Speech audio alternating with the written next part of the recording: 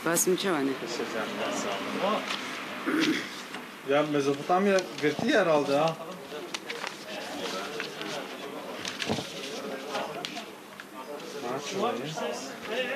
Naçoy, başım. Çekil.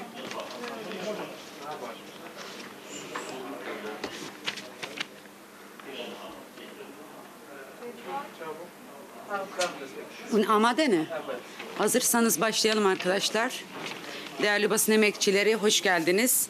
Öncelikle açıklamama başlamadan önce bugün açıklama yapacağımız duyumunu alan Diyarbakır Emniyeti maalesef Diyarbakır'da Yerel Yönetimler Büromuzu ablukaya altına almış. Buradan kendilerine seslenmek istiyoruz. İstihbaratınız yanlış. Şu anda Ankara'dayım. Ankara'da da açıklama yapıyorum. Bunu bahane ederek yerel yönetimler etrafımıza oluşturduğunuz ablukayı derhal kaldırın. Değerli basın emekçileri, bildiğiniz gibi kadına yönelik şiddet her yerde açığa çıkıyor. Bizim de görevimiz bu şiddetle mücadele etmektir. HDP olarak yaptığımız budur. Biz kadına yönelik saldırının her türüne karşı durduk, durmaya da devam edeceğiz. HDP'deki kadın mücadelesi bir asırdır devam eden feminist kadın mücadelesi, yarım asırdır devam eden Kürt kadın mücadelesi ve birçok kesimden oluşan kadın mücadelesinin bileşkesidir. Bizler bu kadın mücadelesini ve oluşturduğumuz bu sistemi emek büyük mücadelelerle elde ettik. Bu mücadelenin mimarları hala cezaevinde olan Figenler, Sabahatlar, Gültanlardır. Bu mücadelenin mimarları yaşamını bu yolda yitiren kadın yoldaşlarımızdır. Ve bizler HDP'li kadınlar olarak bu mücadelenin sekteye uğratılması, berhava edilmesini sağlayacak herhangi bir adıma, herhangi bir yönelime, herhangi bir saldırıya izin vermeyeceğimizi buradan bir kez daha ifade etmek istiyoruz. Değerli arkadaşlar, maalesef ki son dönemde istismar vakaları, kadına yönelik şiddet vakaları bir politika olarak her geçen gün kendini daha fazla hissettirmeye başladığı bir dönemden geçiyoruz. Özellikle Kürdistan'da ortaya çıkan istismar vakalarının AKP-MHP ittifakı tarafından oluşturulan bir özel savaş yöntemi olduğunu çok iyi biliyoruz. Şırnak'ta 13 yaşında bir kız çocuğunun taciz edildikten sonra valiliğin yaptığı açıklama aslında bizim bu düşüncemizi destekler nitelikteydi. Maalesef 13 yaşında bir kız çocuğu tacize uğradı ama valiliğin yaptığı açıklama alkollü bir kişinin çevreye zarar vermesi gibi lanse edildi.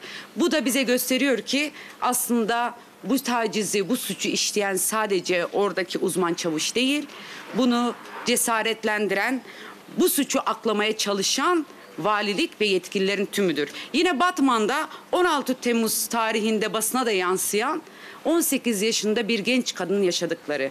18 yaşında bir genç kadın bir uzman çavuş tarafından tecavüze uğruyor.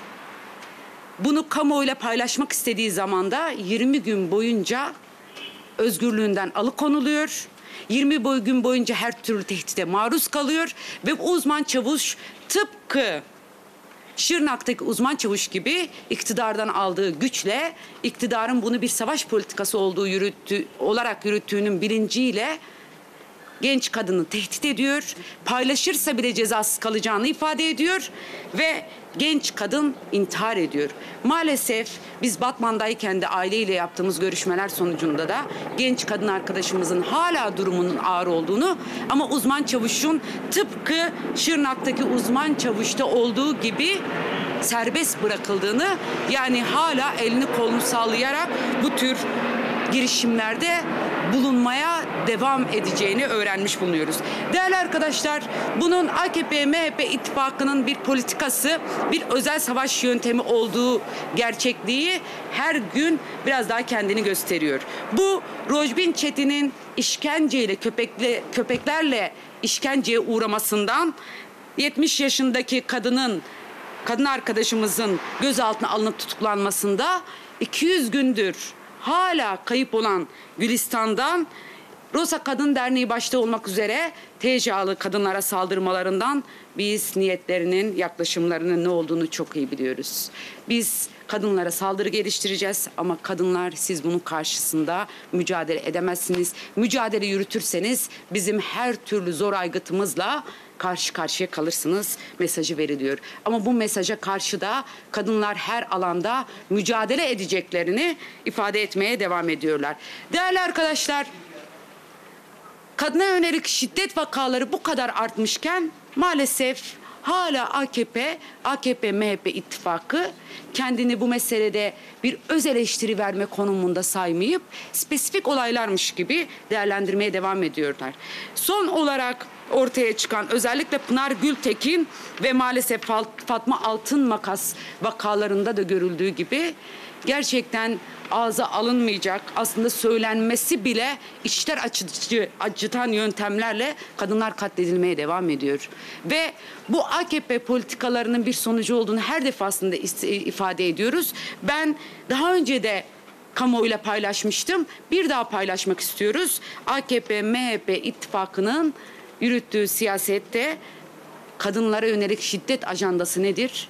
Bir kez daha sizinle paylaşmak istiyorum. Sadece Haziran ayında 2020'de 27 kadın öldürüldü. 23 kadın şüpheli bir biçimde yaşamını yitirdi.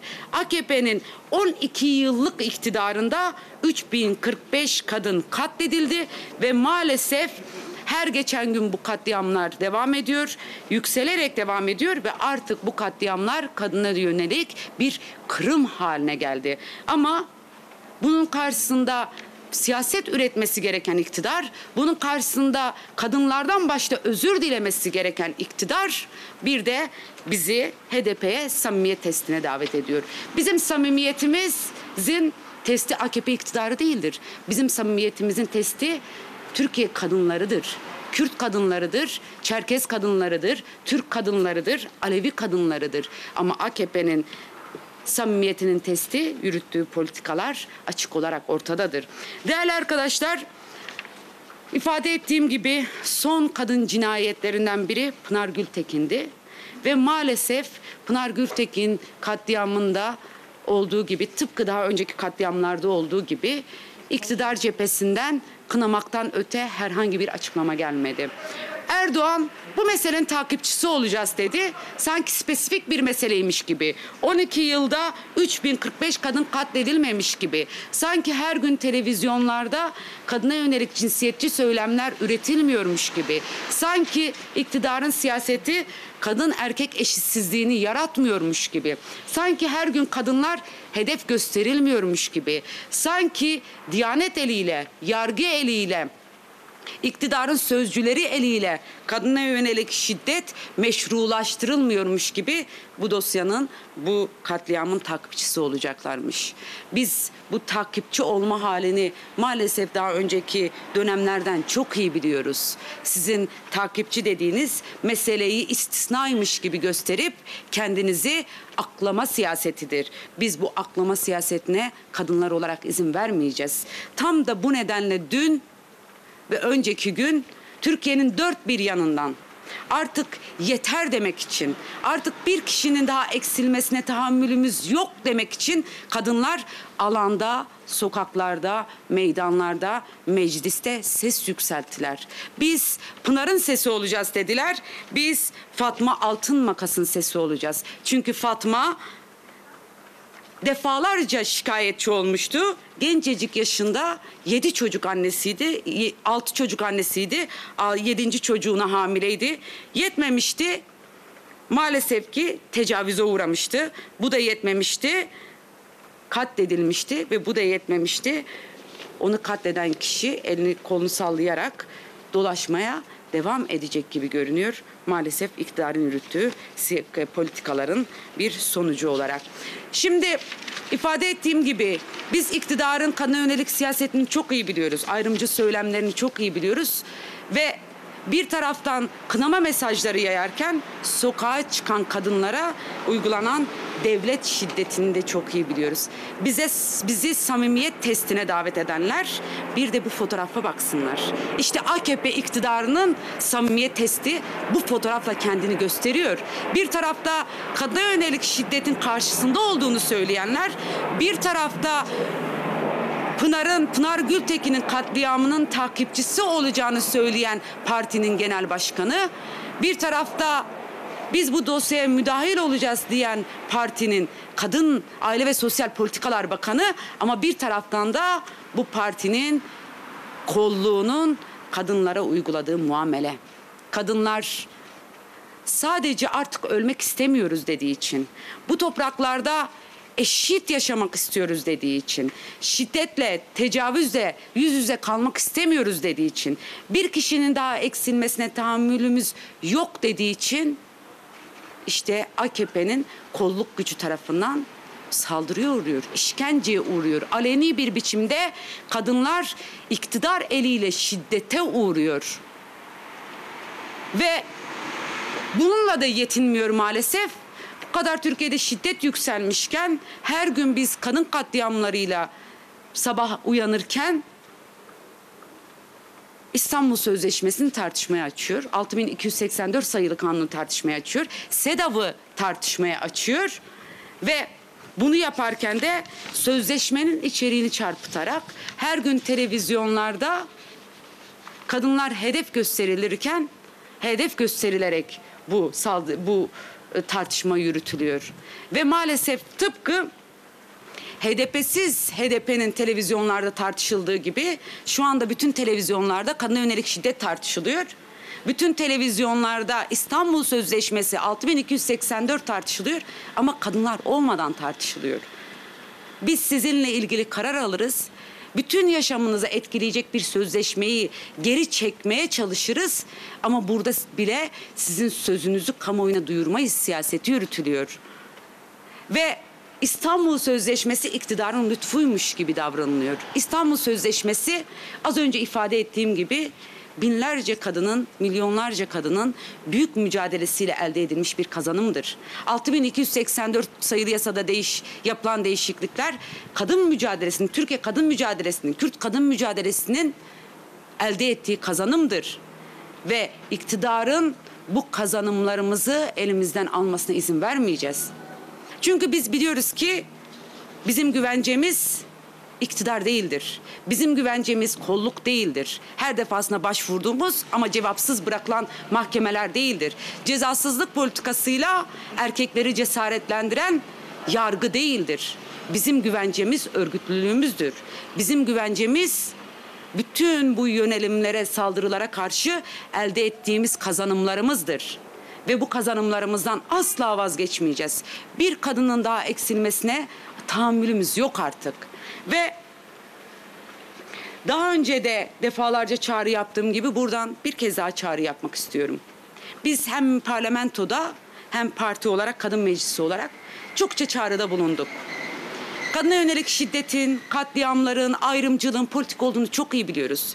Bunun tarihselliğini, sosyolojisini çok iyi tanıyor ve çok iyi biliyoruz. Bunun karşısında örgütlü mücadele etmemiz gerektiğini de çok iyi biliyoruz. Onun için bütün meclisteki parti gruplarına buradan sesleniyoruz. Bizim parlamentoda HDP olarak bir kadın grubumuz var. Eğer gerçekten bu meseleyi siyaset üstü bir mesele olarak görüp, kadına yönelik şiddet vakalarının nedenlerini araştırıp, kadına yönelik şiddet vakalarındaki mekanizmaları ortadan kaldırmak yerine güçlendirme gibi bir niyetiniz varsa, gelin oturup bu sorunu, bu saldırıları hep beraber nasıl engelleyebileceğimizi konuşalım. Bütün dışarıda, parlamento dışındaki siyasi partilere ve bizimle olan olmayan kadın kurumlarına da sesleniyorum. Gelin hep beraber bu meselenin çözümünü arayalım. Sokakta, alanda, meydanda, mecliste, her yerde mücadele edelim. Erkek şiddetine, erkek egemenliğine karşı kadın özgürlükçü bir yaşam hep beraber inşa edelim. Sesini duyuramadığı için katledilen kadınların, şiddete uğrayan kadınların mekanizmaları işletmeyen iktidardan hep beraber hesap soralım. Eğer samimiyetse, eğer oturup konuşmazsa biz hazırız. Kadına yönelik, kadınla karşı saldırıları bir hamasete, HDP'sizleştirme siyasetine çevirmelerine de asla izin vermeyeceğimizi buradan bir kez daha ifade etmek isteriz. Evet, tüm bu saldırılara karşı biz bir aydır bir kampanya yürütüyoruz. İstismara karşı, infaz yasasıyla ortaya çıkan yükselen erkek şiddetine karşı, kayyım siyasetiyle kurumlarımızın kapatılarak kadınların mekanizmalara ulaşmasını, eşit temsiliyette yapılan saldırıya karşı 8 Haziran'da bir kampanya başlatmıştık. Türkiye'nin dört bir yanından kadınlarla hep beraber ses yükselttik. Kadın mücadelesi her yerde dedik. Bu ayın 25'inde Ankara'da Kuğulu Park'ta bu kampanyamızın finalini vereceğiz. Kadın mücadelesi her yerde demeye devam edeceğiz. Ama bu kampanyayı 25'inde saat 12'de finalini yaparak sonlandıracağız. Buradan bütün kadınlara seslenmek istiyorum. Gelin hep beraber, hep birlikte kadına yönelik şiddete karşı, ayrımcılığa karşı, kazanımlarımıza saldırılara karşı, bizi ayrıştırma siyasetine karşı gelin hep beraber, hep birlikte kadın mücadelesi her yerde diyelim. Gelin hep birlikte İstanbul Sözleşmesi'ni sahiplenelim, savunalım. Gelin hep birlikte yaşamımızı savunalım. Gelin hep birlikte sesini duyuramayan kadınların sesi olalım. Gelin hep birlikte bizi kuşatan erkek egemenliğine karşı mücadele edelim. Gelin hep birlikte 6284'ü Sedaf'ı tartışmaya açan iktidara karşı mücadele edelim. Gelin hep birlikte kadın mücadelesi her yerde diyelim. Tabii ki bu kampanyamızın finali olacak ama bizler kadınlar olarak kadın mücadelesi her yerde demeye devam etmeye, içte, dışta, nerede olursa olsun kazanımlarımızı yok etmek isteyen, yaşamımızı bitirmek isteyen erkek egemenliğine karşı mücadele etmeye devam edeceğiz. Teşekkür ederim arkadaşlar.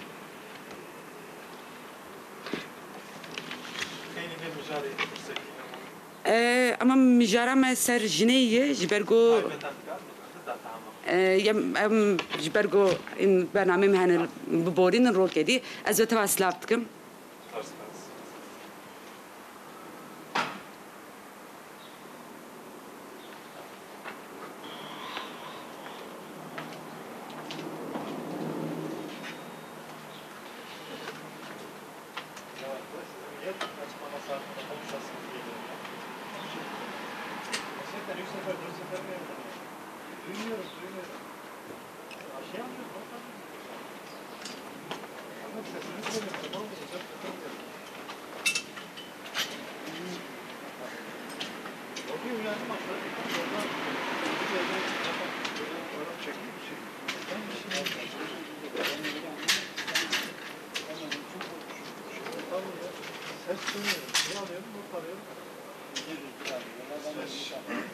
Danke.